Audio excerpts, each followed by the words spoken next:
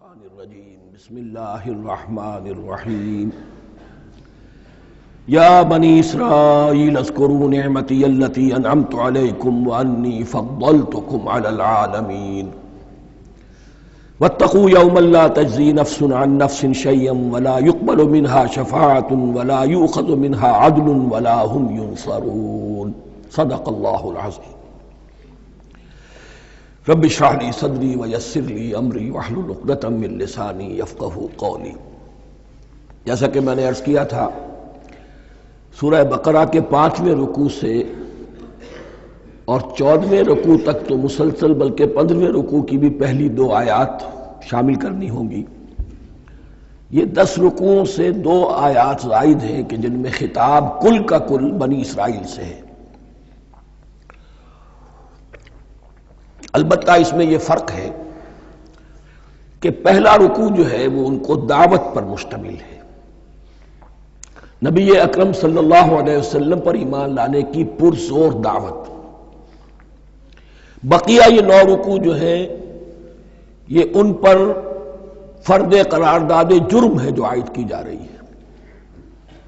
ہم نے تمہارے ساتھ یہ احسان و اکرام کیا، تم پر یہ فضل کیا، یہ کرم کیا، تمہیں یہ حیثیت دی، تمہیں یہ مقام دیا، تم نے اس طور سے اپنے اس مشن کی خلاف ورزی کی، اپنے مقام اور مرتبے کو چھوڑ کر اور دنیا پرستی اختیار کی۔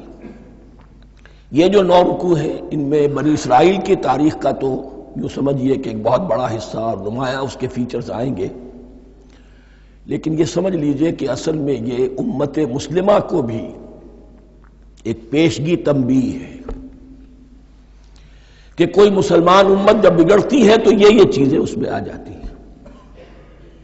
چنانچہ احادیث موجود ہیں حضور کی، لَيَأْتِيَنَّ عَلَىٰ أُمَّتِي مَا أَتَىٰ عَلَىٰ بَنِي إِسْرَائِيلَ حَذْوَ النَّعْلِ بِالنَّعْلِ، میری امت پر بھی وہ سب حالات وارد ہوں گے جو بنی اسرائیل پر آئے، بالکل ایسے جیسے ایک جوتی دوسری جوتی سے مشابہ ہوتی ہے۔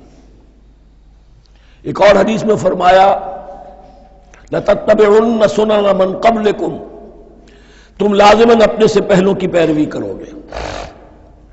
اور اس میں اس حد تک بھی آپ نے وضاحت کر دی کہ اگر وہ سابق امت مسلمہ، سابق امت، اگر وہ گوہ کے بل میں گھسی تھی تم بھی گھسو گے، اور اگر ان میں کوئی بدبخت ایسا اٹھا جس نے اپنی ماں سے زنا کیا تو تم میں سے بھی کوئی شقی ایسا ضرور اٹھے گا جو یہ حرکت کرے گا۔ اس اعتبار سے ان رکوعوں کو پڑھتے ہوئے یہ نہ سمجھیے یہ اگلوں کی داستان ہے، پچھلوں کی کہانیاں ہیں، نہیں۔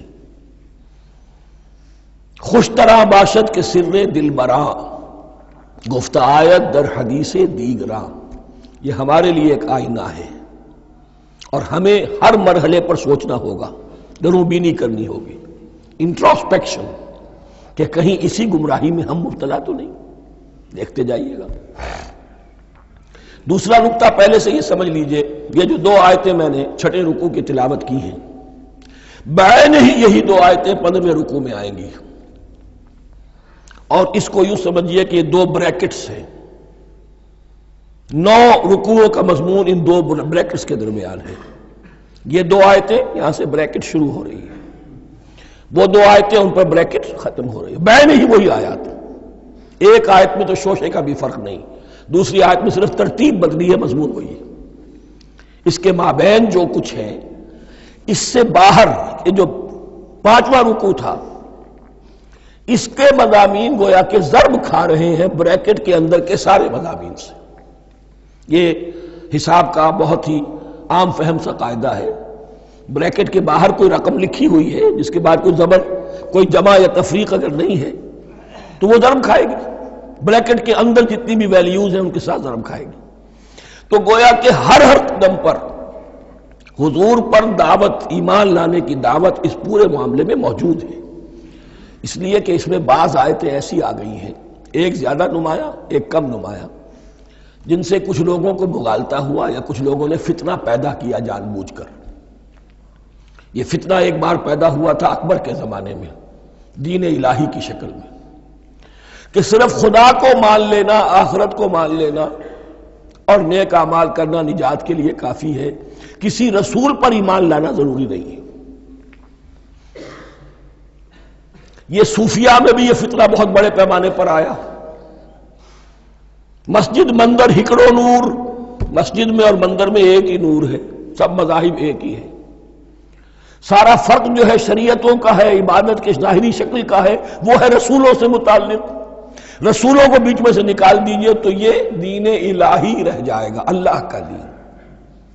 اتنا بڑا فتنہ تھا کہ جب ہندوستان میں سیاسی اعتبار سے، حکومت کے اعتبار سے مسلمانوں کا اقتدار چوٹی پر تھا، کلائمیکس پر، اکبر اعظم، اس وقت یہ دین الہی کا فتنہ اٹھا کہ دین محمدی کا اب دور ختم ہو گیا. وہ 1000 سال کے لیے تھا، 1000 سال پورے ہو گئے، اب الف ثانی ہے، دوسرا 1000 سال ہے، اس کے لیے نیا دین ہے. اسے دین اکبری بھی کہا گیا اور دین الہی بھی کہا گیا. اور اس میں ایک آیت آئے گی جس سے استدلال کیا ہے کچھ لوگوں. اس صدی میں پھر یہ فتنہ اٹھا تھا گاندھی کے فلسفے کے ذریعے سے، اور ایک بہت بڑا نابغہ انسان مسلمانوں میں سے، بہت بڑا نابغہ، جینیس، ابو الکلام آزاد، وہ بھی اس فتنے کا شکار ہو گیا. متحدہ قومیت. چنانچہ گاندھی اپنی پرارتھنا میں کچھ قرآن کی تلاوت بھی کراتا تھا، کچھ گیتا بھی پڑھواتا تھا، کچھ اپنشدوں سے، کچھ بائبل سے، کچھ گرو گرنتھ سے. معلوم ہو یہ سب ٹھیک ہے، سب ایک ہے، سب لوگوں کو ایک ہونا چاہیے، ایک قوم ہونا چاہیے. مذہب تو انفرادی معاملہ ہے، کوئی مسجد میں چلا جائے، کوئی مندر میں چلا جائے، گردوارے میں چلا جائے، کوئی چرچ میں چلا جائے، کوئی سینیگاگ میں چلا جائے، کیا فرق واقع ہوتا ہے؟ اس کا توڑ یہی ہے کہ سمجھ لیجئے یہ جو 7 آیتیں ہیں 5ویں رکوع کی، یہ ہے بریکٹ کے باہر، اور یہ ضرب کھا رہی ہے مسلسل. اس بریکٹوں کے درمیان جتنی بھی مضمون آ رہا ہے وہ سب ان کے تابع ہوگا. گویا کہ جہاں تک حضور پر ایمان لانے کا معاملہ ہے وہ انڈرسٹوڈ سمجھا جائے گا، مقدر سمجھا جائے گا ہر مرحلے پر ان 2 بریکٹوں کے مابین. اب چلیے بسم اللہ. یا بنی اسرائیل اذکروا نعمتی التی انعمت علیکم وانی فضلتکم علی العالمین. اے اسرائیل کی اولاد، یاد کرو میرے اس انعام کو جو تم پر ہوا. اس کی وضاحت میں کر چکا ہوں، لیکن یہاں جو الفاظ آ رہے ہیں بہت زوردار. وانی فضلتکم علی العالمین.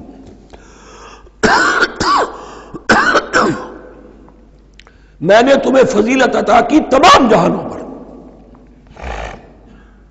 یہاں ایک قاعدہ نوٹ کر لیجئے، عربی نحو کا قاعدہ یہ ہے کہ کہیں ظرف جس میں کوئی شے ہے، ظرف کی جمع لے لیتے ہیں، مراد ہوتا ہے مظروف، ظرف کے اندر جو شے ہے اس کی جمع. تمام جہانوں پر فضیلت، کیا فرشتوں پر بھی فضیلت؟ نہیں، جہان والوں پر، تمام اقوام عالم پر تمہیں فضیلت عطا کی، یہ مطلب ہے اس کا. تمام عالموں پر، تمام جہانوں پر، یعنی تمام جہان والوں پر. اس انسان عالم انسانیت کے اندر جتنے بھی مختلف گروہ ہیں، نسلیں ہیں، طبقات ہیں، ان میں فضیلت عطا.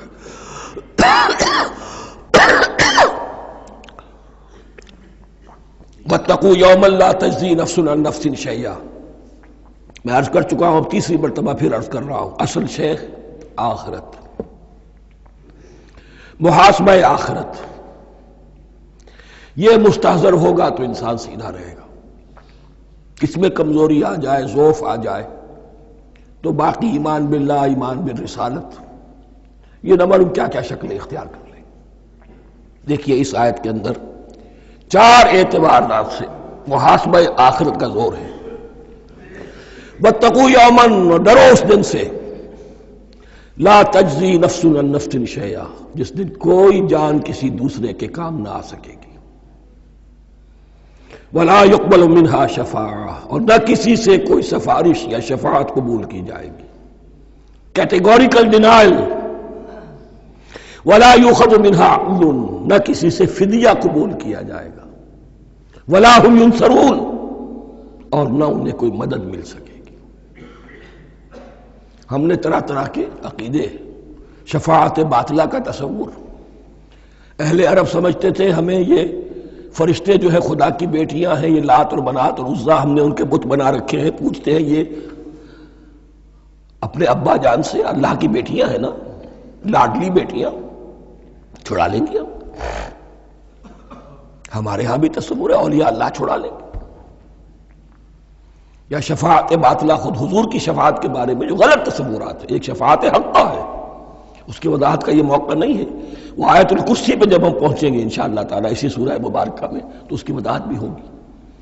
یہ سارے جو ہم نے جو گھڑ رکھے ہیں خیالات، ان کی نفی اس آیت کے حوالے سے کی.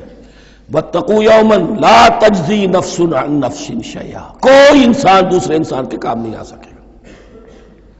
وَلَا يُقْبَلُ مِنْهَا شَفَاعَةٌ، کسی جان کی طرف سے کوئی سفارش قبول نہیں ہوگی.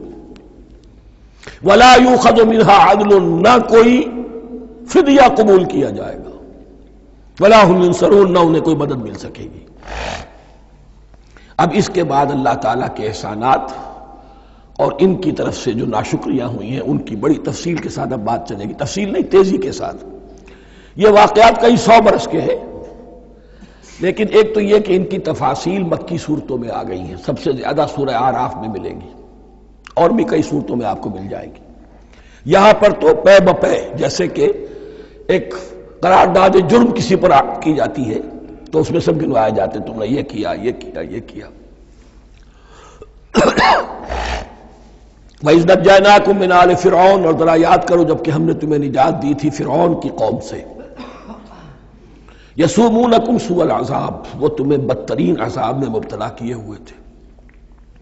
یذبحون ابناءکم ویستحیون نساءکم، تمہارے بیٹوں کو ذبح کر ڈالتے تھے اور تمہاری عورتوں کو زندہ رکھتے تھے. عورتیں تو پھر ان کے کام آتی تھی، گھر میں کام کاج کے لونیاں بنتی تھی، گھروں میں ڈال لیتے تھے. لیکن لڑکوں کو، اور یہ 2 موقع پر ہوا ہے بنی اسرائیل کے ساتھ، یہ بعد میں انشاءاللہ اس کی تفصیل آئے گی. وَفِي ذَلِكُمْ بَلَاءٌ مِّن رَبِّكُمْ عَظِيمٌ، اور یقیناً اس میں تمہارے رب کی طرف سے تمہارے لیے بڑی آزمائش تھی.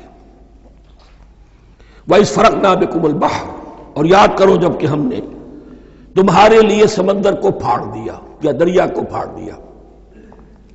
یہ ایک مختلف فی بات ہے کہ کس جگہ سے کراس کیا تھا بنی اسرائیل نے ایجپٹ سے سینائی پیننسولا آنے کے لیے، جزیرہ نما سینا میں. ایک رائے یہ کہ دریائے نیل کو کراس کر کے گئے ہیں، لیکن یہ بات غلط ہے. دریائے نیل تو مصر کے اندر ہے، وہ کبھی بھی مصر کی حد نہیں بنا. کسی کی رائے یہ ہے کہ جو خلیج سویز ہے، بحر قلزم جو ہے ریڈ سی، وہ اوپر جا کر 2 کھاڑیوں میں تبدیل ہو جاتا ہے. خلیج عقبہ مشرق کی طرف اور خلیج سویز مغرب کی طرف، اور ان کے درمیان میں یہ سینائی پیننسولا جو ہے یہ تکون ہے. جیسے ہندوستان بھارت تکون ہے، ایسے یہ پیننسولا ہے، انڈین پیننسولا، سینائی پیننسولا. اور یہ سویز کینال تو بعد میں بنی ہے. خلیج سویز اور میڈیٹرینین بحیرہ روم کے درمیان یہ کچھ چھوٹی چھوٹی، اگرچہ چھوٹی تھی سمندر کے لحاظ سے، بہت بڑی بڑی جھیلیں تھیں، اور ان جھیلوں ہی کو پھر جوڑ جوڑ کر درمیان میں جو خشکی تھی اس کو کاٹ کر سویز کینال بنائی گئی ہے. تو اب تو یہ ایک مسلسل ایک رابطہ ہے، لیکن معلوم ہوتا ہے کہ یا تو خلیج سویز کو کراس کیا ہے حضرت موسیٰ علیہ السلام نے، اور یہی میری رائے زیادہ یہی ہے، اس لیے کہ کوہ طور جو ہے وہ اس پیننسولا کی ٹپ پر ہے، نیچے ہے یہاں، جہاں پر جن کا قیام رہا اور جہاں پھر حضرت موسیٰ کو 40 دن کے لیے کوہ طور پر بلا کر اور پھر انہیں تورات دی گئی ہے. تو معلوم ہوتا ہے کہ جو خلیج سویز ہے اسے کراس کیا ہے. کراس کس طرح کیا ہے کہ حضرت موسیٰ کے عصا کی ایک ضرب سے سمندر پھٹ گیا. فَكَانَ كُلُّ فِرْقٍ كَالطَّوْدِ الْعَظِيمِ، دونوں طرف چٹانوں کے مانند پہاڑ کی طرح جو ہے وہ سمندر کھڑا ہو گیا، اس کے راستے سے یہ نکل گئے. اور پھر جب فرعون اور اپنا لشکر لے کر جب آیا ہے، اس نے سوچا ہم بھی نکل جائیں، وہ غرق ہو گئے، اس لیے کہ دونوں طرف کا پانی آپس میں مل گیا. یہ تھی کیفیت، اور معجزانہ کیفیت تھی. یہ کوئی فطرت کے یا نیچر کے اصول کے مطابق بات نہیں تھی، اور میں عرض کر چکا ہوں، آپ کو بتا چکا ہوں معجزہ کسے کہتے ہیں. وَإِذْ فَرَقْنَا بِكُمُ الْبَحْرَ فَأَنْجَيْنَاكُمْ، جب ہم نے تمہارے لیے یا تمہارے ساتھ سمندر کو پھاڑ دیا، تمہارے لیے، تمہارے گزرگاہ بنانے کے لیے، تو تمہیں تو نجات دے دی. وَأَغْرَقْنَا آلَ فِرْعَوْنَ وَأَنْتُمْ تَنْظُرُونَ، اور تمہاری نگاہوں کے سامنے فرعون کے لاؤ لشکر کو غرق کیا، تم دیکھ رہے تھے. یہ گزر چکے تھے، اس ساحل پر کھڑے ہیں، ادھر سے یہ داخل ہوئے ہیں اور پانی دونوں طرف سے آ کر مل گیا اور یہ غرق ہو گئے۔ وَإِذْ وَعَدْنَا مُوسَىٰ 40 لَيْلَةً، اور یاد کرو پھر جب کوہ طور پر ہم نے موسیٰ کو 40 دن کے لیے بلایا۔ ثُمَّ اتَّخَذْتُمُ الْعِجْلَ، ان کی غیر حاضری میں تم نے بچڑے کی پرستی شروع کر دی، اسے معبود بنا لیا، من بعدہ، اس کی غیر موجودگی میں، وَأَنْتُمْ ظَالِمُونَ، تم بہت بڑا ظلم تھا جس کا ارتکاب کیا۔ ان الشرک لظلم عظیم، عظیم ترین ظلم جو ہے وہ شرک ہے، اور شرک جلی کی یہ شکل کہ بچڑے کو پوج رہے۔ ثم عفونا عنکم من بعد ذلک، پھر ہم نے تمہیں اس کے بعد بھی معاف کیا، یہ ہمارا کرم رہا ہے، ہماری رحمت رہی۔ من بعد ذلک لعلکم تشکرون، تاکہ تم شکر کرو۔ وَإِذْ آتَيْنَا مُوسَى الْكِتَابَ وَالْفُرْقَانَ لَعَلَّكُمْ تَهْتَدُونَ، اور یاد کرو جب کہ ہم نے موسیٰ کو کتاب اور فرقان عطا فرمائی۔ یہ فرقان حق اور باطل کے درمیان فرق کر دینے والی چیز، اور کتاب عام طور پر جو آتا ہے وہ شریعت کے لیے آتا ہے، شریعت بھی دی، کتاب بھی دی، اور فرقان بھی دیا، لعلکم تہتدون، تاکہ تم ہدایت پاؤ۔ وَإِذْ قَالَ مُوسَىٰ لِقَوْمِهِ، اور یاد کرو جب کہ کہا تھا موسیٰ نے اپنی قوم سے، یا قوم انکم ظلمتم انفسکم باتخاذکم العجل، اے میری قوم کے لوگو، یقیناً تم نے اپنے اوپر بڑا ظلم کیا ہے بچڑے کو معبود بنا کر۔ فتوبوا الی بارئکم، پس توبہ کرو اپنے پروردگار، اپنے خالق کی جناب میں۔ باری، باری اللہ تعالیٰ ہے، باری۔ فاقتلوا انفسکم، تو قتل کرو اپنے آپ کو۔ یہ چیز جو ہے تورات میں تفصیل سے آئی ہے، قرآن میں نہیں ہے۔ اسی اعتبار سے میں نے آپ کو بتایا تھا کہ تورات کا مطالعہ اس اعتبار سے مفید ہے کہ بہت سے واقعات جن کا قرآن میں ذکر ہے، اجمالاً اشارہ ہے، اس کی تفصیل کے لیے ہمیں تورات سے رجوع کرنا پڑتا ہے، ورنہ یہ کہ اس آیت کا صحیح مفہوم واضح نہیں ہوگا۔ فاقتلوا انفسکم، اپنے آپ کو قتل کرو، کیا مانی؟ یہ قتل مرتد کی سزا ہے۔ وہاں معلوم ہوتا ہے کہ حضرت موسیٰ نے یہ حکم دیا، 12 قبیلے تھے، ہر قبیلے میں سے کچھ لوگوں نے یہ کفر اور شرک کیا، باقی لوگوں نے نہیں کیا۔ انہیں حکم دیا گیا کہ اپنے قبیلے کے لوگ ان کو قتل کریں جو ان کے قبیلے میں سے اس کفر کے مرتکب ہوئے۔ انفسکم سے مراد یہ اپنے قبیلے کے لوگوں کو تم قتل کرو، اس لیے کہ قبائلی زندگی جو ہوتی ہے آپ کو معلوم ہے، اس میں کوئی اور قبیلہ ہاتھ لگا دے تو قبائلی عصبیت بھڑک اٹھے گی۔ 70,000 یہودی قتل ہوئے، اس سے بڑی توبہ اور ممکن نہیں، اس سے بڑا پرج، کسی بھی آئیڈیولوجیکل پارٹی کے اندر پرج بہت ضروری ہوتا ہے۔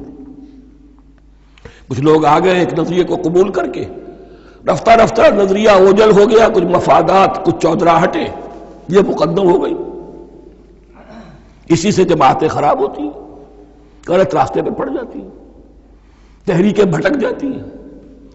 تو آئیڈیولوجیکل پارٹی، نظریاتی جماعتیں پرج کرتی رہتی ہیں کہ جو بھی ہمارے نظریے سے ہٹ گئے اب ان کو ہم کاٹ کر علیحدہ کر دیں، اور یہی سے قتل مرتد۔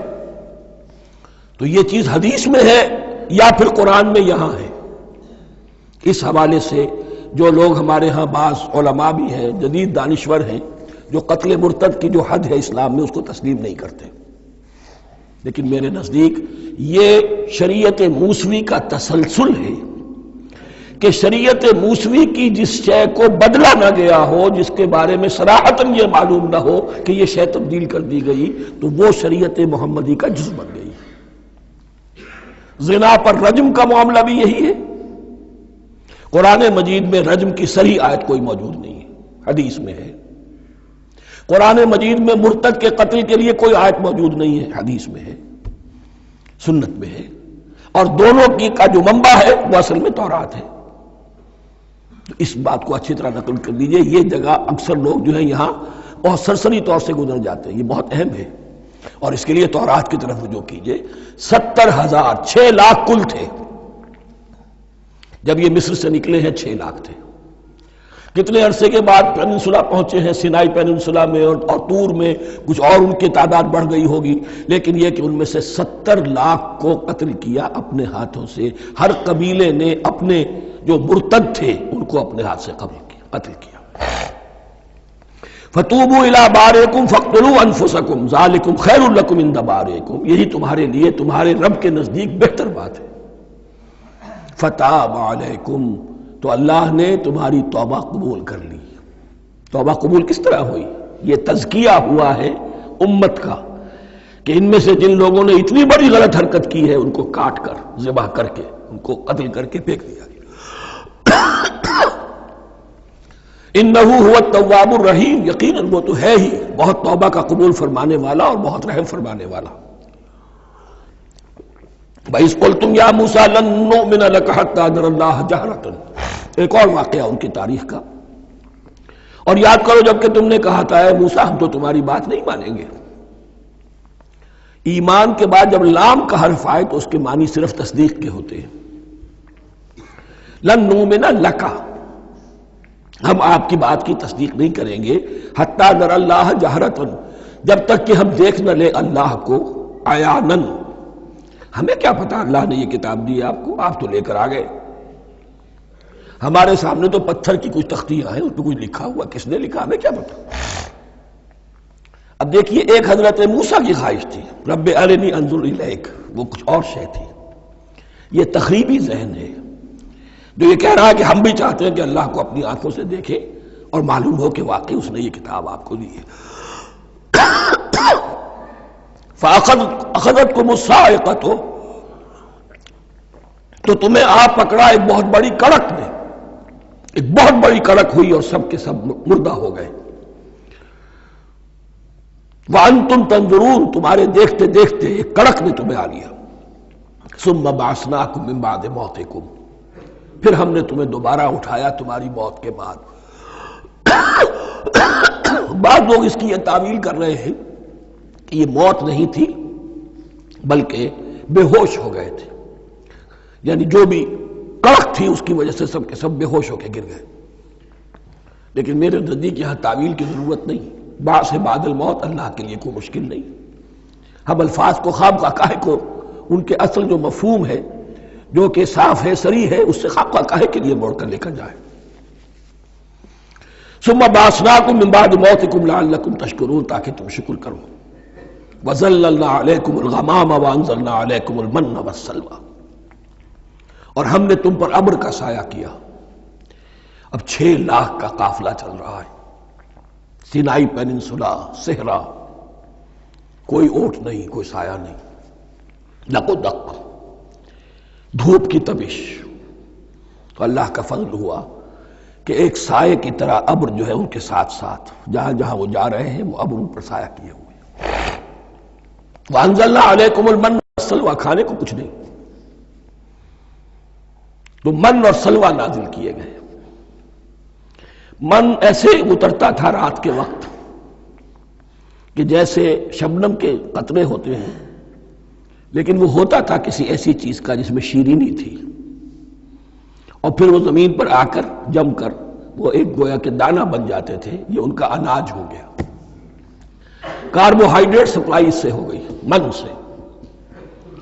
اور سلوہ ایک خاص قسم کا پرندہ بٹیر کی شکل کا جو بے پناہ بڑی تعداد میں ان کے بڑے بڑے جھنڈ آتے تھے شام کے وقت، اور وہ ان کے ڈیرا جہاں ہوتا تھا اس کے گرد وہ اتر آتے تھے، اور رات کی تاریکی میں یہ آسانی سے ان کو پکڑتے تھے، ان کو کھاتے تھے بھون کر، اور یہ ان کی پروٹین ہو گئی. پوری غذا جو ہے اللہ تعالیٰ نے ان کو فراہم کر دی. وَأَنزَلْنَا عَلَيْكُمُ الْمَنَّ وَالسَّلْوَىٰ كُلُوا مِن طَيِّبَاتِ مَا رَزَقْنَاكُمْ، کھاؤ ان پاکیزہ چیزوں کو جو ہم نے تمہیں عطا کی ہیں. وَمَا ظَلَمُونَا، ہم نے تو ان پر کوئی ظلم نہیں کیا. وَلَٰكِن كَانُوا أَنفُسَهُمْ يَظْلِمُونَ، لیکن وہ خود ہی اپنے اوپر ظلم ڈھاتے رہے، ہر قدم پر نافرمانی اور ناشکری. اس کی بھی ناشکری آگے آ جائے گی چل کر، من و سلوہ سے بھی ناشکری کی انہوں نے. وَإِذْ قُلْنَا ادْخُلُوا هَٰذِهِ الْقَرْيَةَ فَكُلُوا مِنْهَا حَيْثُ شِئْتُمْ رَغَدًا وَادْخُلُوا الْبَابَ سُجَّدًا وَقُولُوا حِطَّةٌ نَغْفِرْ لَكُمْ خَطَايَاكُمْ. اور یاد کرو جب کہ ہم نے تم سے کہا تھا اس شہر میں داخل ہو جاؤ اور پھر کھاؤ اس میں سے بافراغت جہاں سے چاہو جو چاہو، لیکن دیکھنا دروازے میں داخل ہونا جھک کر اور کہتے رہنا مغفرت مغفرت مغفرت، ہم تمہاری خطاؤں سے درگزر فرمائیں گے۔ اس آیت کو سمجھنے کے لیے ذرا تاریخی بات سمجھ لیجئے۔ صحرائے سینا میں آنے کے بعد اور یہ جو کتاب تورات انہیں مل گئی تھی، اس کے بعد حضرت موسیٰ علیہ السلام کے ہی زمانے میں انہیں جہاد اور قتال کا حکم ہوا۔ اس سے پوری قوم نے انکار کر دیا، یہ سورہ مائدہ میں آئے گا۔ اس پر اللہ تعالیٰ نے ایک سزا مسلط کر دی ان پر کہ 40 برس تک اسی صحرا میں بھٹکتے پھریں گے۔ اگر یہ ابھی قتال کرتے، جہاد کرتے، تو پورا فلسطین ان کے ہاتھ پر ابھی فتح کرا دیتے، لیکن چونکہ انہوں نے بزدلی دکھائی ہے، اب سزا یہ ہے فَإِنَّهَا مُحَرَّمَةٌ عَلَيْهِمْ 40 سَنَةً يَتِيهُونَ فِي الْأَرْضِ، اب 40 برس تک یہ اسی صحرا میں بھٹکتے پھریں گے، اور ارض فلسطین جو ان کے لیے ارض موعود تھی وہ ان پر حرام کر دی گئی 40 سال کے لیے۔ اس 40 سال کے عرصے میں حضرت موسیٰ کا بھی انتقال ہو گیا، حضرت ہارون کا بھی ہو گیا، اور اس عرصے میں ایک نئی نسل پیدا ہوئی۔ وہ جو غلامی کا داغ اٹھائے ہوئی نسل آئی تھی مصر سے، جن کے اندر مورل کیریکٹر جو ہے وہ بہت کمزور ہو جاتا ہے، غلامی کا یہ اثر ہوتا ہے۔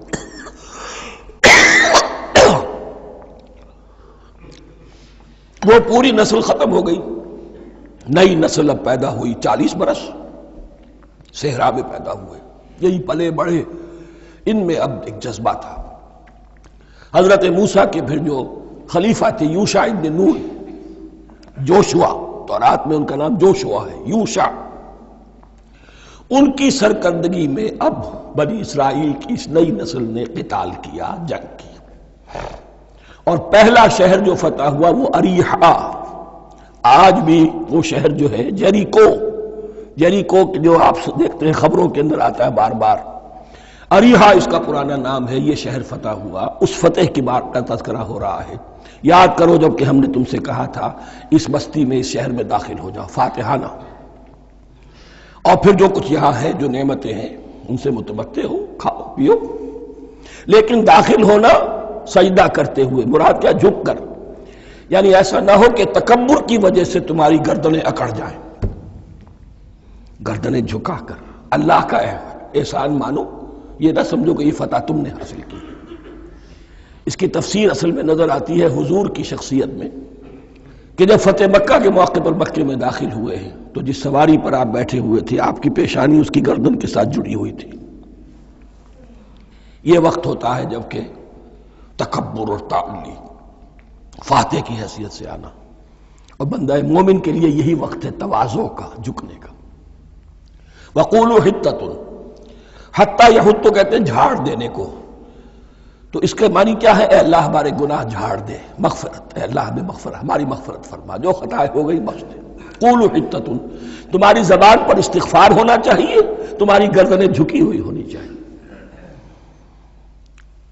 نغفر لکم خطایاکم، اگر تم اس پر عمل کرو گے ہم تمہاری خطائیں جو ہیں انہیں معاف فرما دیں گے۔ وسنزید المحسنین، اور جو تم میں محسن ہوں گے انہیں اور بھی زیادہ دیں گے، اور انعام و اکرام آئیں گے۔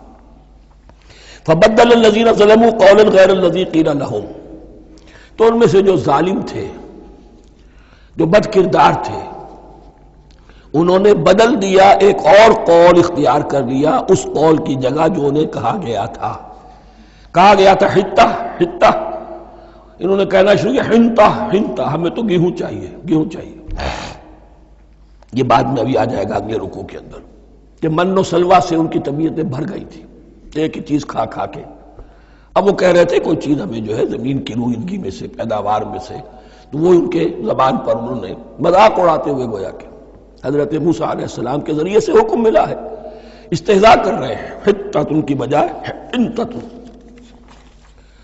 فَأَنزَلْنَا عَلَى الَّذِينَ ظَلَمُوا رِجْزًا مِنَ السَّمَاءِ بِمَا كَانُوا يَفْسُقُونَ، تو جن لوگوں نے یہ حرکت کی تھی ان پر ہم نے آسمان سے ایک بہت بڑا عذاب نازل کیا۔ تورات سے معلوم ہوتا ہے کہ پلیگ آئی اور جنہوں نے یہ حرکت کی تھی وہ سب کے سب ہلاک ہو گئے یریکو کے اندر، بما کانوا یفسقون، بسبب اس نافرمانی کے جو انہوں نے کی۔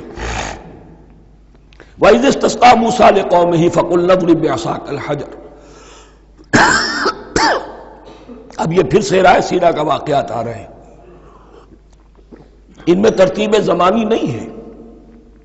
اریحا کی فتح جو ہے حضرت موسیٰ کے بعد ہے، لیکن اب یہاں پہ پھر ابھی وہ جو صحرائے تیہ میں جب بھٹک رہے تھے پھر اس کا ذکر ہے۔ وَإِذِ اسْتَسْقَىٰ مُوسَىٰ لِقَوْمِهِ فَقُلْنَا اضْرِب بِّعَصَاكَ الْحَجَرَ، اور جب کہ موسیٰ کی قوم نے موسیٰ سے پانی طلب کیا۔ اب صحرا میں آپ کو معلوم ہے جہاں پڑاؤ تھا اب وہاں پانی نہیں ہے، 6 لاکھ ہو 7 لاکھ ہو کتنے افراد ہو پانی چاہیے۔ وَإِذِ اسْتَسْقَىٰ مُوسَىٰ لِقَوْمِهِ فَقُلْنَا اضْرِب بِّعَصَاكَ الْحَجَرَ، تو ہم نے کہا کہ اپنے عصا سے ضرب لگاؤ چٹان پر۔ فَانْفَجَرَتْ مِنْهُ اثْنَتَا عَشْرَةَ عَيْنًا، تو اس سے 12 چشمے پھوٹ بہے۔ فجر کہتے ہیں کسی شے کے پھٹ کر کوئی چیز برآمد ہو۔ فجر جو ہوتی ہے، فجر کا وقت رات کی تاریکی کا پردہ چاک ہوتا ہے اور سپیدہ سحر نمودار ہوتا ہے۔ فَانْفَجَرَتْ مِنْهُ اثْنَتَا عَشْرَةَ عَيْنًا، تو 12 چشمے پھوٹ بہے۔ قَدْ عَلِمَ كُلُّ أُنَاسٍ مَشْرَبَهُمْ، یہاں اناس سے کیا مراد ہے؟ ہر قبیلہ، ہر قبیلے نے اپنا گھاٹ معین کر لیا۔ 12 قبیلے تھے، اگر علیحدہ علیحدہ نہ ہوتا معاملہ، 12 چشمے اسی لیے دیے گئے کہ لڑے نہ جھگڑے نہ۔ پانی تو بہت بڑی چیز ہے، کہیں پانی پینے پلانے پہ جھگڑا اور کہیں گھوڑا آگے بڑھانے پہ جھگڑا، یہ تو قبائلی زندگی کے اندر ہوتی ہی چیزیں۔ تو اس اعتبار سے اللہ تعالیٰ نے ان کے لیے یہ سہولت کی کہ 12 چشمے پھوٹ بہے۔ قد علم کل اناس مشربہم، ہر ایک نے اپنا گھاٹ جان لیا، معین کر لیا۔ کلوا واشربوا من رزق اللہ، گویا کہ کہہ دیا گیا کہ کھاؤ اور پیو اللہ کے رزق میں سے۔ ولا تعثوا فی الارض مفسدین، اور زمین میں فساد مچاتے نہ پھرو۔ کھانے پینے کے لیے پانی بھی ادھر آ گیا، کھانے کے لیے من و سلوہ آ گیا۔ اب دیکھیے ان کی ناشکری۔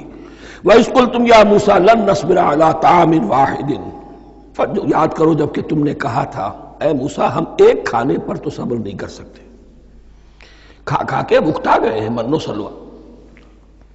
فَادْعُ لَنَا رَبَّكَ، تو ذرا اپنے رب سے دعا کرو، پکارو ہمارے لیے اپنے رب کو۔ یخرج لنا، وہ نکالے ہمارے لیے مما تنبت الارض، زمین کی روئیدگی اور پیداوار میں سے، نباتات ارضی میں سے، من بقلہا اس کی ترکاریاں، وقصائہا اور ککڑیاں، کھیرے اور ککڑیاں، ان سب کے لیے یہ لفظ ہے۔ وفومہا، ایک ترجمہ گیہوں کیا گیا ہے لیکن میرے نزدیک زیادہ صحیح ترجمہ ہے لہسن، اور سرائکی زبان میں بھی اور ممکن ہے کہ سندھی میں بھی ہو تھوم، تھوم کہتے ہیں لہسن کو، یہ فوم کی بدلی ہوئی شکل ہے، اس لیے کہ یہی علاقہ ہے جس میں عرب آئے تھے، تو عربوں کی زبان کے بہت سے الفاظ جو ہیں سرائکی زبان میں خاص طور پر وہ بہت زیادہ تو تھوڑی سی شکل بدل کر وہ کافی تعداد میں موجود ہے۔ وعدسہا، اور دال خاص طور پر مسور کی، وبصلہا، اور پیاز۔ اب جو چٹخارے جس سے بنتے ہیں سالن کے، ان کی زبانیں وہ چٹخارے مانگ رہی۔ ظاہر بات ہے کہ اگر وہ سلوا بھی تھا، بٹیرا ہے، اسے آگ کے اوپر ذرا سا تپایا اور کھایا، وہ ایک ہی خاص قسم کی غذا ہے جو چل رہی ہے۔ اسی طرح من جو ہے وہ ایک خاص قسم کا سیریل ان کے لیے بن گیا ہے، لیکن یہ جو چٹخارے ہیں یہ تو لہسن سے ہے، پیاز سے ہے، ترکاریوں سے ہے، ان تمام چیزوں سے، دال کا اپنا ایک ذائقہ ہے۔ قَالَ تَسْتَبْدِلُونَ الَّذِي هُوَ أَدْنَىٰ بِالَّذِي هُوَ خَيْرٌ، حضرت موسیٰ نے فرمایا کیا تم وہ شے بدلے میں لینا چاہتے ہو اس کے، کیا وہ شے جو کمتر ہے بدلے میں چاہتے ہو اس کے کہ جو بہتر ہے؟ من و سلوہ کہیں بہتر ہے اللہ کی طرف سے جو تمہیں دیا گیا ہے، تم اس سے تمہارا جی بھر گیا ہے، اس کو ہاتھ سے دے کر چاہتے ہو کہ یہ ادنا چیزیں تمہیں ملے۔ اہبتوا مصرا، اب یہ لفظ آ گیا اہبتوا، اب ظاہر بات ہے یہ آسمان سے زمین پر اترنے کے لیے لفظ نہیں ہے اہبتوا، یہاں اس کا ترجمہ صحیح ہوگا سیٹل ڈاؤن سم ویئر، اگر زمین کی یہ چیزیں چاہیے تو کہیں سیٹل ہو جاؤ اور کاشت کرو، بیج ڈالو، آبیاری کرو، یہ ساری چیزیں تمہیں مل جائیں۔ اہبطوا مصرا، کہیں سیٹل ڈاؤن ہو جاؤ، کہیں اتر پڑو کسی بستی میں، کسی علاقے میں، فإن لکم ما سألتم، تمہیں مل جائے گا جو کچھ کہ تم نے مانگا۔ وَضُرِبَتْ عَلَيْهِمُ الذِّلَّةُ وَالْمَسْكَنَةُ وَبَاءُوا بِغَضَبٍ مِّنَ اللَّهِ۔ اب یہ ہے ان کی وہ خباثتیں، ان کے وہ ناشکریاں، ان کی وہ معصیتیں، ان پر جو آخری حکم دیا جا رہا ہے، جو اگر آپ برا نہ مانیں تو میں عرض کروں گا آج یہود پر اتنا اپلیکیبل نہیں ہے جتنا مسلمانوں پر ہے۔ ضربت علیہم الذلۃ والمسکنۃ وباؤوا بغضب من اللہ۔ ذلت اور مسکنت، کم ہمتی ان پر تھوپ دی گئی۔ ضربت علیہم، it was heaped upon them، the humiliation was heaped upon them۔ ضربت علیہم الذلۃ والمسکنۃ وباؤوا بغضب من اللہ، اور وہ اللہ کا غضب لے کر لوٹے۔ وہی امت جس کے بارے میں فرمایا وَأَنِّي فَضَّلْتُكُمْ عَلَى الْعَالَمِينَ، اسی امت کا پھر یہ حشر ہوا۔ کیوں ہوا؟ نافرمانی۔ تمہیں کتاب دی تھی کہ تم پیروی کرو، تمہیں کتاب دی تھی کہ اسے قائم کرو۔ وَلَوْ أَنَّ أَهْلَ الْكِتَابِ أَقَامُوا التَّوْرَاةَ وَالْإِنْجِيلَ وَمَا أُنزِلَ إِلَيْهِمْ مِنْ رَبِّهِمْ لَأَكَلُوا مِنْ فَوْقِهِمْ وَمِنْ تَحْتِ أَرْجُلِهِمْ۔ اگر یہ تورات اور انجیل کو قائم کرتے، نافذ کرتے، تو نعمتیں زمین بھی اگلتی، ان کے قدموں کے نیچے سے نعمتیں جو ہیں وہ پھوٹتی، اور ان کے سروں کے اوپر سے بھی بارش ہوتی نعمتوں کی۔ لیکن اگر تم نے اس کو چھوڑ کر اپنی خواہشات، اپنے نظریات، اپنے خیالات، اپنا تمرد، اپنی سرکشی، اپنی حاکمیت، اپنی مصلحتیں، اپنی عقل، اس کو بالا تر کیا، تو پھر جو قوم اللہ کے قانون کی، اللہ کی ہدایت کی، اللہ کی کتاب کی امین ہوتی ہے دنیا میں، وہ اللہ کی ریپرزنٹیٹو ہوتی ہے، نمائندہ ہوتی ہے۔ اگر وہ اپنے عمل سے مس ریپرزنٹ کرے اللہ کو، تو وہ کافروں سے بڑھ کر مغضوب اور کافروں سے بڑھ کر مبغوض ہو جاتی ہے، مغضوب بھی مبغوض بھی۔ اس لیے کافروں کو تو دین پہنچانا تمہارے ذمہ تھا، تم نے دین ان کو کیا پہنچانا تھا، تم تو خود دین سے منحرف ہو گئے۔ آج اس جگہ پر امت مسلمہ کھڑی ہے کہ 1.25 بلین یا 1.5 بلین، 125 کروڑ عزت نام کی شے نہیں ہے کہ عزت نام تھا جس کا گئی تیمور کے گھر سے، سارے معاملات دنیا کے G7 G15 کے ہاتھ میں ہیں، سیکیورٹی کونسل اس کے پرماننٹ ممبر کا ویٹو ہے، اور نہ سیکیورٹی کونسل میں اور نہ کہیں کسی G7 میں، نہ G9 میں، نہ G15 میں کوئی مسلمان ملک نہیں۔ کس نمی پرست کی بھیا کیستی، ہماری اپنی پالیسیز کہیں اور طے ہوتی ہیں، ہمارے اپنے بجٹ کہیں اور بنتے ہیں، ہماری صلح اور جنگ کسی اور کے اشارے سے ہوتی ہے، ریموٹ کنٹرول، یہ ذلت اور مسکنت۔ ہم کہتے ہیں ہماری شہرگ ہے کشمیر، اور جنگ کرنے کو تیار نہیں ہے۔ یہ خوف نہیں تو کیا ہے، یہ مسکنت نہیں تو کیا ہے؟ اگر اللہ پر یقین ہو اور اپنے حق پر یقین ہو تو اگر شہر ایک دوسرے کے قبضے میں ہے تو ہمت کرو، یا تخت یا تختہ، لیکن نہیں۔ آپ کے ریڈیو پر، ٹیلی ویژن پر خبریں آتی رہیں کہ اتنی مسلمانوں کے ساتھ یہ کر دیا، اتنی مسلمان عورتوں کی بے حرمتی کر دی، لیکن یہاں ہم بیٹھے ہوئے اپنے اپنے دھندوں میں، اپنے اپنے کاروبار میں، اپنی اپنی ملازمتوں میں، اپنے اپنے کیریئرز میں، دنیا میں کیا کچھ ہو رہا ہے۔ بہرحال اس وقت یہ جو ہے، میں نے جیسا کہ عرض کیا تھا کہ یہ ہے تاریخ بنی اسرائیل کی، لیکن خوشترا باشد کے سر دل براں، گفت آیت در حدیث دیگراں، یہ ہمارا نقشہ ہے آج اس آیت میں۔ ضربت علیہم الذلۃ والمسکنۃ وباؤوا بغضب من اللہ۔ اور یہ کیوں؟ ذالک بانہم کانوا یکفرون بآیات اللہ، یہ اس لیے کہ وہ اللہ کی آیات کا انکار کرتے رہے، وَيَقْتُلُونَ النَّبِيِّينَ بِغَيْرِ الْحَقِّ، اللہ کے نبیوں کو ناحق قتل کرتے رہے۔ ہمارے ہاں بھی مجددین امت میں سے کتنے ہیں جو جیلوں میں ڈالے گئے، جن کو ایسی ایسی مار پڑی ہے کہ کہا جاتا ہے کہ ہاتھی کو بھی وہ مار پڑتی تو برداشت نہ کرتا۔ احمد ابن حنبل کے ساتھ کیا ہوا؟ ابو حنیفہ جیل میں انتقال کیا، امام مالک کے کندھے کھینچ دیے گئے، اتار دیے گئے، منہ کالا کر کے اور اونٹ پر بٹھا کر پھرایا گیا۔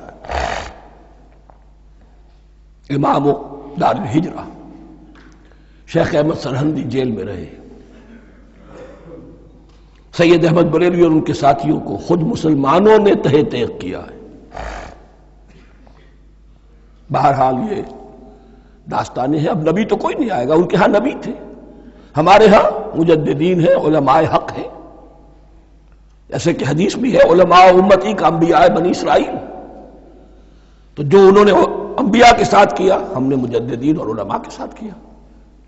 ذالک بما عصوا وکانوا یعتدون، اور یہ ہوا ان کی نافرمانیوں کی وجہ سے اور حد سے تجاوز کرنے کی وجہ سے۔ اللہ تعالیٰ تو ظالم نہیں ہے، اللہ نے تو اونچا مقام دیا تھا، ہمیں بھی خیر امت قرار دیا، کنتم خیر امت اخرجت للناس تأمرون بالمعروف وتنہون عن المنکر وتؤمنون باللہ۔ اب اگر ہم نے وہ اپنا مشن چھوڑ دیا تو ذلت اور مسکنت وہ ہمارا مقدر بن گئی۔ اللہ کا قانون اور اللہ کا عدل بے لاگ ہے، وہ فرام امہ ٹو امہ چینج نہیں ہوتا۔ سنت اللہ جو ہے لن تجد لسنت اللہ تحویلا ولن تجد لسنت اللہ تبدیلا، اللہ کی سنت بدلتی نہیں۔ بنی اسرائیل کا جو حشر ہوا آج وہ ہمارا ہو رہا ہے۔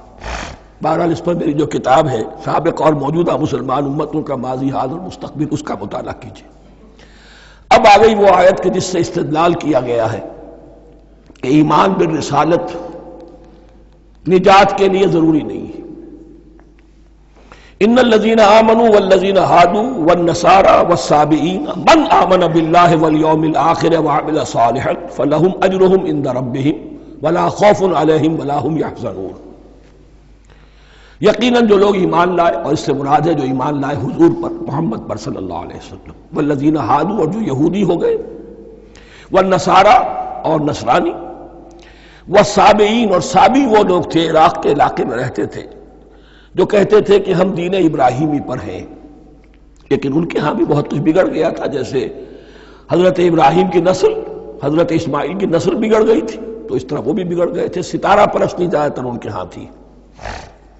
من آمن باللہ والیوم الآخر، جو کوئی بھی ایمان لایا اللہ پر اور یوم آخر پر، وعمل صالحا، اور اس نے عمل کیے اچھے، فلہم اجرہم عند ربہم، تو ان کے لیے محفوظ ہے ان کا اجر ان کے رب کے پاس، ولا خوف علیہم ولا ہم یحزنون، اور نہ ان پر کوئی خوف ہوگا اور نہ وہ کسی حزن سے دوچار ہوں گے۔ ظاہر الفاظ کے اعتبار سے دیکھیے کہ یہاں ایمان بالرسالت کا ذکر نہیں ہے۔ ویسے تو اگر کوئی اس سے یہ غلط استدلال کرتا ہے تو اس کا پہلا جو اصولی جواب ہے وہ تو یہ ہے کہ ایسی حدیثیں بھی موجود ہیں، من قال لا الہ الا اللہ دخل الجنہ، تو اس کے کیا معنی ہے؟ صرف کہنے سے جنت میں داخل ہو جائیں گے، کسی عمل کی ضرورت نہیں؟ جواب یہ دیا جائے گا پورے قرآن کو سامنے رکھو، پورے حدیث کے ذخیرے کو سامنے رکھو، کسی ایک جگہ سے کوئی ایک نتیجہ نکال لینا وہ صحیح نہیں۔ لیکن اس کے علاوہ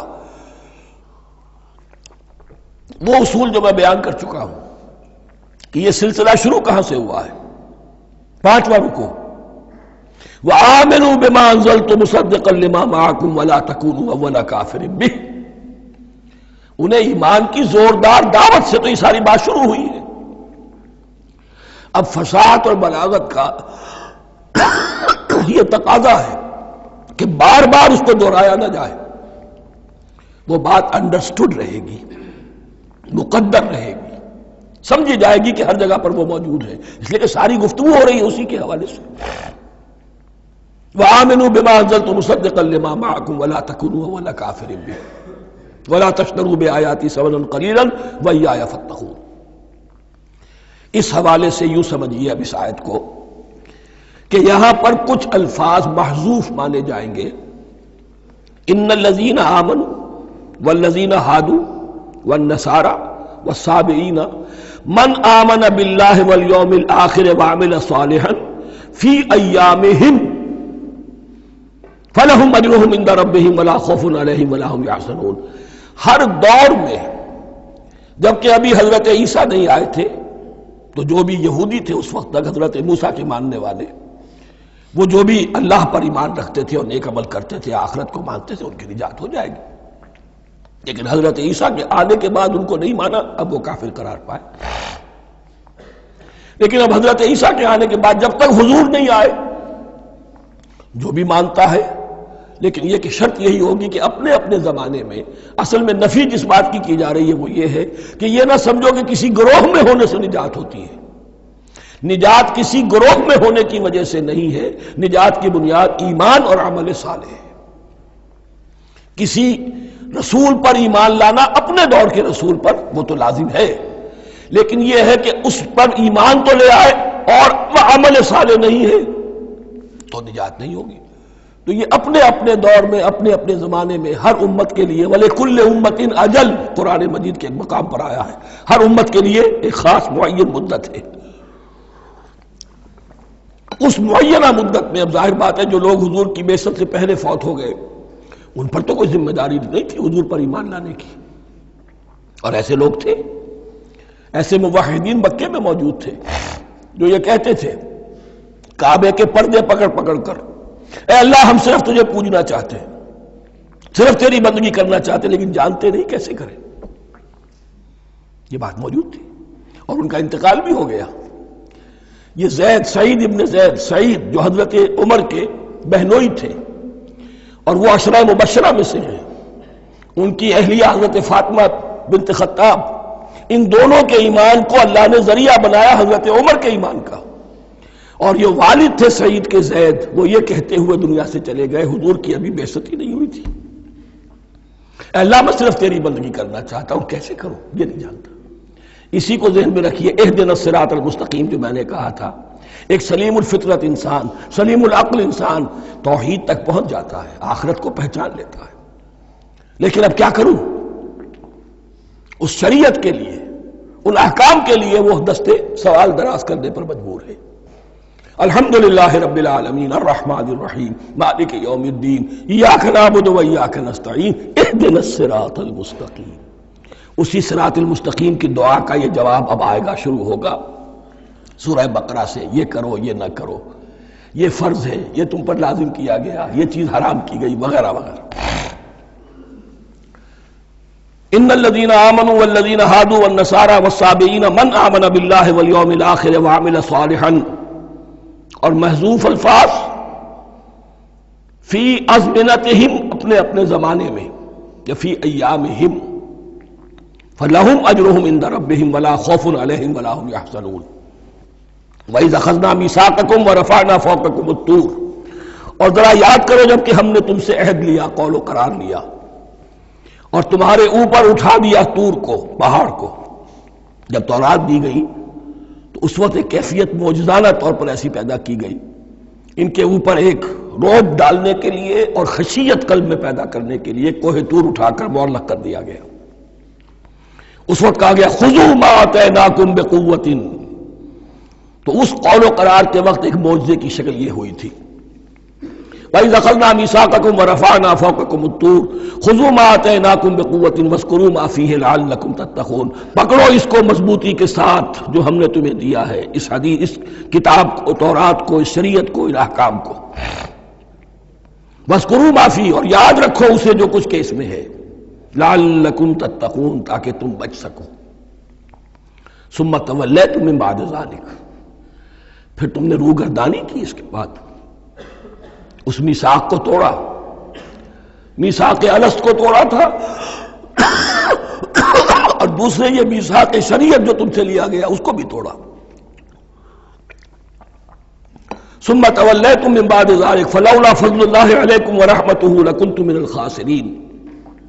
پھر اگر اللہ کا فضل تمہارے شامل حال نہ ہوتا اور اس کی رحمت تمہاری دستگیری نہ کرتی رہتی، بار بار تمہیں معاف کیا، تمہیں مہلت دی، تو اگر یہ چیز نہ ہوتی تو اسی وقت سے تم خسارہ پانے والے اور تباہ ہونے والے ہو جاتے۔ وَلَقَدْ عَلِمْتُمُ الَّذِينَ اعْتَدَوْا مِنْكُمْ فِي السَّبْتِ، اور تمہیں خوب معلوم ہے تم میں سے وہ لوگ جنہوں نے سبت کے قانون کو توڑا، حد سے تجاوز کیا۔ یہ واقعہ تفصیل کے ساتھ سورہ اعراف میں آئے گا کہ ان کی شریعت میں ہفتے کا روز معین کر دیا گیا تھا، کوئی دنیاوی کام نہیں ہوگا۔ آج بھی وہ لوگ جو ہے سبت کو، جو بھی پریکٹسنگ جیوز ہیں، وہ اس کی پابندی کرتے ہیں اور بڑی شدت سے کرتے ہیں۔ لیکن ایک زمانے میں ایک خاص ان کا قبیلہ تھا کہ جس نے ایک بڑے ہی شرعی ہیلہ ایجاد کر کے اس قانون کی دھجیاں بکھیری۔ تفصیل ہم پڑھیں گے سورہ اعراف میں۔ وَلَقَدْ عَلِمْتُمُ الَّذِينَ اعْتَدَوْا مِنْكُمْ فِي السَّبْتِ، تو تمہارے علم میں ہے تمہارے وہ لوگ کہ جنہوں نے سبت کے قانون کے ضمن میں خلاف ورزی کی۔ فَقُلْنَا لَهُمْ كُونُوا قِرَدَةً خَاسِئِينَ، تو ہم نے کہہ دیا ان کو کہ ہو جاؤ ذلیل بندر۔ ان کی شکلیں بس کر دی گئی، انہیں بندروں کی شکل میں تبدیل کر دیا گیا۔ فَجَعَلْنَاهَا نَكَالًا لِمَا بَيْنَ يَدَيْهَا، پھر ہم نے اس واقعے کو یا اس بستی کو ایک بنا دیا مثال، لوگوں کے لیے ان کی عبرت کے سامان بنا دیا، ان کے لیے بھی جو سامنے موجود تھے اس زمانے کے لوگ، اور ان کے لیے بھی جو بعد میں آنے والے تھے۔ وَمَوْعِظَةً لِّلْمُتَّقِينَ، اور اسے ایک نصیحت، ایک سبق آموزی کی بات بنا دیا اہل تقویٰ کے لیے۔ وَإِذْ قَالَ مُوسَىٰ لِقَوْمِهِ إِنَّ اللَّهَ يَأْمُرُكُمْ أَن تَذْبَحُوا بَقَرَةً، اور یاد کرو جب کہ موسیٰ نے اپنی قوم سے کہا یقیناً اللہ تمہیں حکم دیتا ہے کہ گائے کو ذبح کرو۔ یہ واقعہ میں پہلے آپ کو بتا دوں، پھر ہم یہ آیات تیزی سے پڑھ لیں گے۔ بنی اسرائیل میں ایک شخص قتل ہو گیا، عامیل نامی، اور قاتل کا پتہ نہیں چل رہا تھا۔ اللہ تعالیٰ نے حضرت موسیٰ کے ذریعے سے انہیں حکم دیا کہ ایک گائے کو ذبح کرو اور اس کے جسم کے ایک ٹکڑے سے اس مردے کو چھوؤ، وہ جی اٹھے گا اور وہ بتا دے گا میرا قاتل کون ہے۔ اب یہ کہ یہ معجزات کی شکل ہے جو بار بار آ رہے ہیں، اور سابق اس امت کے اندر معجزات کا آپ کو بہت عمل دخل ملے گا۔ اس میں ایک تو یہ کہ گائے کو ذبح کرنا، وہ گائے کے تقدس کا جو ان کے دل میں ذہن میں تھا، تو ذبح کرنے سے اس کے اوپر بھی گویا کہ ایک تلوار چلائی گئی، اور پھر انہیں دکھا بھی دیا گیا کہ ایک آدمی زندہ بھی ہو سکتا ہے، بعد سے بعد الموت کا بھی ایک نقشہ دکھا دیا گیا انہیں۔ لیکن انہیں جب یہ حکم ملا اور ان کے دلوں کے اندر وہ بچڑے کی اور گائے کی تقدیس جو ہے وہ پلی ہوئی تھی، اب انہوں نے سوال کر کے کسی طریقے سے بچنے کے لیے مین بیخ نکالی، کیسی گائے ہو، کیا رنگ ہو، کس طرح کی ہو، کس عمر کی ہو۔ بالآخر یہ کہ جب ہر طرف سے گھیراؤ ان کا ہو گیا اور سب چیزیں جو ہیں ان کے سامنے واضح کر دی گئیں، تب انہوں نے یوں سمجھیے چاروں ناچار بادل ناخواستہ اس حکم پر عمل کیا۔ بس اب ترجمہ کر لیجئے۔ وَإِذْ قَالَ مُوسَىٰ لِقَوْمِهِ إِنَّ اللَّهَ يَأْمُرُكُمْ أَن تَذْبَحُوا بَقَرَةً، اور یاد کرو جب کہ موسیٰ نے کہا اپنی قوم سے کہ اللہ حکم دیتا ہے تمہیں کہ ایک گائے کو ذبح کرو۔ قَالُوا أَتَتَّخِذُنَا هُزُوًا، انہوں نے کہا کہ آپ ہمارے ساتھ کوئی ٹھٹھا کر رہے ہیں، مذاق اڑا رہے ہیں، یہ کیا بات آپ کہہ رہے ہیں؟ قَالَ أَعُوذُ بِاللَّهِ أَنْ أَكُونَ مِنَ الْجَاهِلِينَ، فرمایا میں اللہ کی پناہ طلب کرتا ہوں اس سے کہ میں جاہلوں میں سے ہو جاؤں، کہ میں ان دین کے معاملات کے اندر استہزاء اور تمسخر کو شامل کر دوں۔ قالوا ادع لنا ربك يبين لنا ما هي، اب انہوں نے کہا اچھا ایسی بات ہے تو ذرا اپنے رب سے دعا کیجئے کہ وہ ہم پر واضح کر دے کہ وہ کیسی ہو۔ قال انه يقول، حضرت موسیٰ نے فرمایا، اللہ تعالیٰ فرماتا ہے انها بقرۃ لا فارض ولا بکر، وہ ایک ایسی گائے ہونی چاہیے کہ جو نہ بوڑھی ہو نہ بالکل بچھیا ہو، عوان بین ذالک، ان کے بین بین ہو۔ فَفَعَلُوا مَا تُؤْمَرُونَ، تو اب کر گزرو جو تمہیں حکم دیا گیا۔ قَالُوا ادْعُ لَنَا رَبَّكَ يُبَيِّن لَنَا مَا لَوْنُهَا، اب انہوں نے پھر کہا ذرا ایک دفعہ اور دعا کیجئے اپنے رب سے، وہ ہمیں بتا دے اس کا رنگ کیسا ہونا چاہیے۔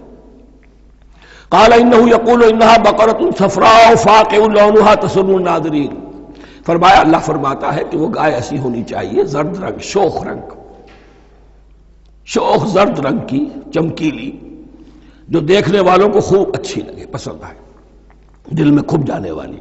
اب جو زیادہ سے زیادہ ان کے ہاں مقدس سمجھے جاتے تھی گائے، رفتہ رفتہ سوال کر کے اگر پہلے ہی حکم پر وہ کر دیتے تو کسی بھی گائے کو ذبح کر دیتے، لیکن یہاں گھیراؤ ان کا ہو رہا ہے کہ جس کی تقدس کا ان کے ذہن میں زیادہ سے زیادہ تاثر ہے اسی کو واضح کیا جائے۔ قالوا ادع لنا ربک یبین لنا ما ہی، پھر انہوں نے کہا پھر ذرا اللہ سے دعا کیجئے اور وہ ہمیں یہ بتائے کہ وہ کیسی ہو۔ ان البقرہ تشابہ علینا، یقیناً ہم کچھ شبہ میں پڑ گئے ہیں، یہ گائے کا معاملہ مشتبہ ہو گیا ہے ہم پر۔ قال انہ یقول، فرمایا اللہ فرماتا ہے انہا بقرۃ لا ذلول تثیر الارض ولا تسقی الحرث، وہ ایک ایسی گائے ہونی چاہیے کہ جو کوئی جس سے مشقت نہ لی جاتی ہو، نہ وہ ہل جوتتی ہو اور نہ وہ رہٹ کا پانی کھینچتی ہو۔ تسیر الارض، نہ تو وہ زمین کو جوتنے میں ہل چلانے میں کام میں لی جائے، ولا تسقی الحرث، اور نہ کھیتی کو پانی پلانے کے لیے وہ پانی کھینچنے میں استعمال کیا جائے۔ مسلمتن، اور پوری سالم ہونی چاہیے، یک رنگ، لا شیۃ فیہا، اس میں کسی دوسرے رنگ کا کوئی داغ تک نہ ہو۔ اب کیا کرتے، گھیراؤ میں آ گئے۔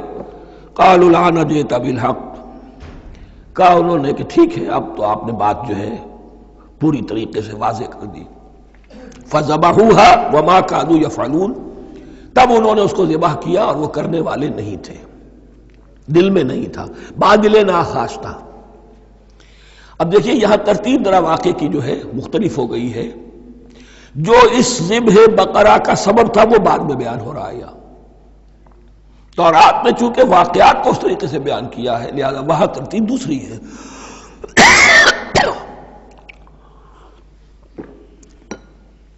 وَإِذْ قَتَلْتُمْ نَفْسًا فَادَّارَأْتُمْ فِيهَا، اور یاد کرو جب کہ تم نے ایک جان کو قتل کیا تھا اور اس کا الزام تم ایک دوسرے پر لگا رہے تھے، یعنی کسی کا پتہ نہیں چل رہا تھا قاتل کون ہے۔ وَاللَّهُ مُخْرِجٌ مَا كُنتُمْ تَكْتُمُونَ، اور اللہ تعالیٰ فیصلہ کر چکا تھا کہ جو کچھ تم چھپا رہے ہو اسے نکال کر رہے گا، واضح کرے گا۔ فَقُلْ نَضْرِبُوهُ بِبَعْضِهَا، تو ہم نے حکم دیا کہ اس کی لاش کو اس گائے کے ایک ٹکڑے سے، اس کے جسم کے ایک حصے سے ضرب لگاؤ۔ کذالک یحیی اللہ الموتیٰ، اور دیکھو اس طریقے سے اللہ مردوں کو زندہ کر دے گا۔ تھوڑی دیر کے لیے وہ زندہ ہوا اور اس نے اپنے قاتل کا نام بتا دیا۔ وَيُرِيكُمْ آیَاتِهِ لَعَلَّكُمْ تَعْقِلُونَ، اور وہ تمہیں دکھاتا ہے اپنی آیات تاکہ تم عقل سے کام لو۔ اب جو الفاظ آ رہے ہیں بہت سخت ہیں، بہت سخت ہیں، لیکن ان کو پڑھتے ہوئے درون بینی ضرور کیجیے گا، اپنے اندر جھانکیے گا۔ ثم قست قلوبکم، پھر تمہارے دل سخت ہو گئے جب دین میں ہیلے بہانے نکالے جانے لگے اور ہیلوں بہانوں کے ذریعے سے شریعت کے احکام سے بچا جائے، اللہ کو دھوکہ دینے کی کوشش کی جائے، اس کا جو نتیجہ نکلتا ہے وہ دل کی سختی۔ ثم قست قلوبکم، پھر تمہارے دل سخت ہو گئے۔ فہی کالحجارۃ او اشد قسوہ، تو وہ تو اب پتھروں کے مانند ہیں بلکہ سختی میں ان سے بھی زیادہ شدید ہے۔ یہ ویسے بھی فصاحت اور بلاغت کا بھی بڑا ایک عمدہ مقام ہے قرآن کا۔ وَإِنَّ مِنَ الْحِجَارَةِ لَمَا يَتَفَجَّرُ مِنْهُ الْأَنْهَارُ، پتھروں میں سے تو ایسے بھی ہوتے ہیں جن میں سے چشمے پھوٹ بہتے ہیں۔ وَإِنَّ مِنْهَا لَمَا يَشَقَّقُ فَيَخْرُجُ مِنْهُ الْمَاءُ، اور ایسے بھی ہیں جو شق ہو جاتے ہیں، پتھر چٹانیں، ان میں سے پانی برآمد ہو جاتا ہے۔ وَإِنَّ مِنْهَا لَمَا يَهْبِطُ مِنْ خَشْيَةِ اللَّهِ، اور ان میں وہ بھی ہوتے ہیں جو اللہ کے خوف سے گر پڑتے ہیں۔ وَمَا اللَّهُ بِغَافِلٍ عَمَّا تَعْمَلُونَ، اور اللہ تعالیٰ غافل نہیں ہے اس سے کہ جو تم کر رہے ہو۔ یہ کیفیت جو ہے ثم قست قلوبکم فہی کالحجارۃ او اشد قسوہ، ہے کون؟ یا بنی اسرائیل اذکروا نعمتی التی انعمت علیکم وانی فضلتکم علی العالمین، جن پر 1400 برس ایسے گزرے کہ کوئی لمحہ ایسا نہ تھا کہ نبی موجود نہ ہو، جنہیں 3 کتابیں دی گئیں، لیکن یہ کہ اپنی بدعملی، عقائد میں بھی مین بیخ کر کے اپنے آپ کو بچانے کے راستے نکال لینا، اعمال میں بھی ہیلوں کے ذریعے سے، کتاب الحیل کے ذریعے سے اپنے آپ کو ذمہ داریوں سے مبرہ کر لینا، اس کا نتیجہ پھر یہ نکلتا ہے۔ اللہ تعالیٰ مجھے اور آپ کو اس انجام بد سے بچائے۔ بارک اللہ لی ولکم فی القرآن العظیم ونفعنی وإیاکم بالآیات والذکر الحکیم۔